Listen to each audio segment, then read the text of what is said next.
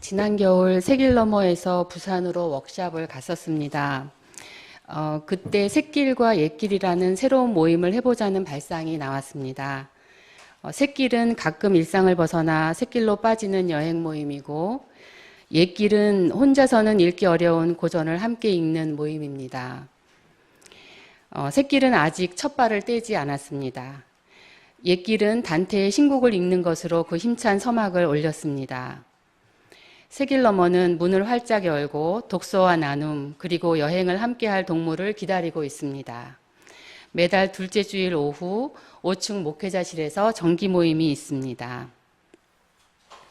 주문했던 두툼한 책이 도착한 날 혼자서는 염두를 내지 못할 신곡을 함께하는 벗들이 있어 시도해 볼 수 있다는 생각에 가슴이 벅찼습니다.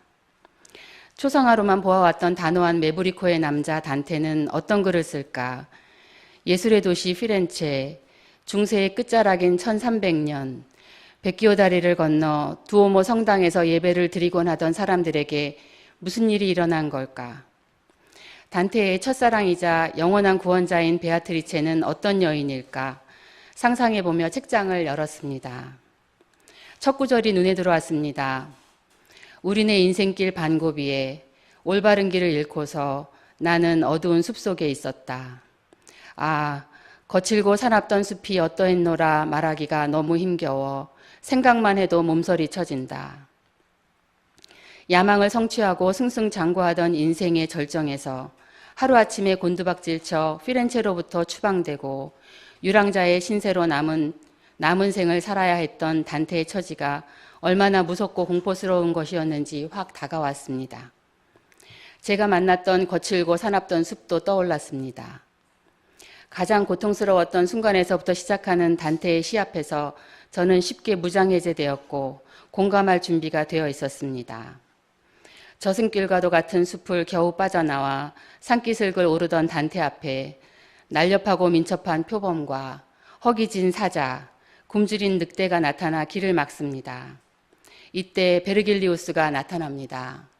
1300년의 시간을 달려 나타난 형상 앞에서 단테가 애원합니다. 당신은 귀신이요 사람이요 누구든 간에 날 좀 살려주시오. 베르길리우스는 단테를 구원해 지옥과 연옥을 두루 보여주겠다고 그리고 천국에 이르러서는 베아트리체에게 인도해 주겠다고 약속합니다. 이렇게 해서 베르길리우스와 동행하는 단테의 여행, 단테와 떠나는 신곡 여행은 시작되었습니다.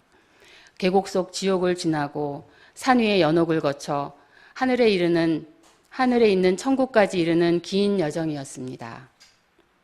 첫 여행지 지옥은 영원한 고통의 세계였습니다. 여기 들어오는 자 모든 희망을 버릴지어다. 지옥문에 쓰여 있는 문구입니다. 지옥의 고통이 끝이 없음을 말해줍니다. 죄인들이 도착해 죄를 고백하면 지옥의 심판관 미노스가 죄가에 따라 갈 지역을 배정합니다. 죄가 무거울수록 더 깊은 권역에서 더 참혹한 벌을 받습니다. 코나 귀나 팔이 잘린 채 피를 줄줄 흘리고 있거나 끊어진 자신의 머리채를 초롱인 양 들고 있는 영혼들이 보입니다. 이들은 생전의 정치가였습니다. 펄펄 끓는 역청 속에서 기어나오려고 애쓰는 영혼들이 있습니다. 이들은 직권을 남용해 사적 이익을 취한 탐관오리들입니다. 엎치락뒤치락하며 아귀다툼하듯이 싸우고 있는 영혼들. 이들은 평화를 위해 부름받았으나 불화와 전쟁을 일삼았던 교황과 추기경들입니다. 피가 끓고 있는 강물에 눈썹까지 잠긴 이들은 폭군들입니다. 비처럼 떨어지는 불덩이를 맞아 털이 빠지고 그을 힘으로 알아볼 수 없는 이들. 이들은 피렌체의 저명 인사들입니다. 무거운 죄를 지어 큰 벌을 받고 있는 영혼들은 모두 지도자급 엘리트들입니다.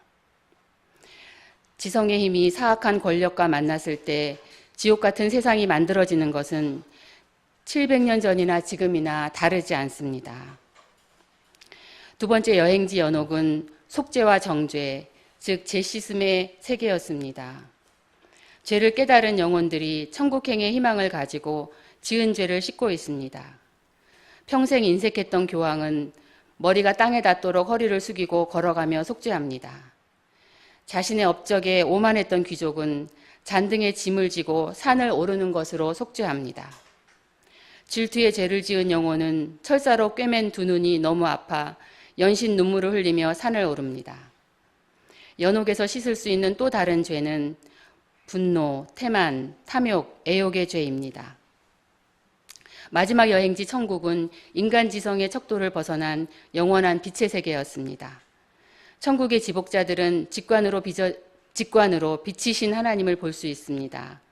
그렇게 할 수 있는 것은 자신의 의지를 하나님의 의지와 일치시켰기 때문입니다. 단테도 하나님과 하나 되어야 하나님을 볼 수 있는 신비를 체험합니다. 이것으로 지옥에서 3일, 연옥에서 3일, 천국에서 보낸 하루의 여행은 마무리됩니다. 신곡 여행을 시작하면서 단테에게 묻고 싶은 것이 있었습니다. 지옥과 연옥과 천국이 의미하는 것이 무엇인가요? 죄 지은 자가 가는 지옥, 뉘우친 자가 가는 연옥, 선한 삶을 산 자가 가는 천국, 그 너머의 의미를 찾고 싶었습니다. 신곡 여행을 마쳤을 때 사랑과 정의에 목말랐던 단테의 모습이 보였습니다. 지옥, 연옥, 천국은 단테가 꿈꾼 세상, 하나님의 사랑과 정의가 실현되는 세상이라는 생각이 들었습니다. 그는 만나는 영혼 하나하나에게 그 자리에 오게 된 이유를 물었습니다. 이유 없이 벌이나 축복을 받는 이들은 없었습니다. 정의는 사랑의 또 다른 이름입니다. 천국뿐만 아니라 지옥과 연옥 모두 정의가 살아있는 공간입니다. 지옥과 연옥에서는 죄값이 제대로 치러지고 있으니까요. 현실에서는 죄 지은 자 따로 고통받는 자 따로입니다. 부패한 권력 집단의 횡포로 고통받는 이들은 사회의 약자들입니다. 탐욕스러운 종교 지도자의 기만으로 고통받는 이들은 갈급한 영혼들입니다. 그래서 현실이 더 지옥스럽습니다. 단테가 꿈꾼 세상에는 억울한 이가 없습니다. 하지만 이 땅에는 많은 이들이 고통의 이유를 알 수 없어 고통스러워합니다. 현실이 혼란하고 고통스러울 때 사람들은 인간의 썩어빠진 본성 때문이라고 말하곤 합니다. 단테는 현실의 고통은 나쁜 통치 때문이라고 말합니다. 그가 정의로운 통치를 얼마나 갈구했는지 알 수 있습니다. 단테의 꿈은 그의 억울한 처지와 고통스러운 삶을 반증하는 것이기도 했습니다. 그의 고통은 정적들의 기만과 배신으로 시작되었습니다. 그러나 조국과 고향, 가족과 친구, 부와 명예를 모두 잃고 난 후에도 그가 잃지 않은 단 한 가지가 있었습니다. 그것은 시를 쓰는 것이었습니다. 시를 붓으로 삼아 거대한 세미라를 그렸습니다. 계곡과 산과 하늘에서, 온 우주에서 정의가 실현되는 세상의 그림이 완성되었습니다. 단테가 붙인 신곡의 원제목은 코미디아, 즉 희극입니다. 지옥과 연옥이 너무 처참하고 끔찍하니 비극이면 비극이지 왜 희극일까요? 하지만 신곡은 비극이 될 수 없습니다. 신곡은 단테가 꿈꾸었던 세상의 이야기, 하나님의 정의가 통치하는 세상의 이야기이기 때문입니다.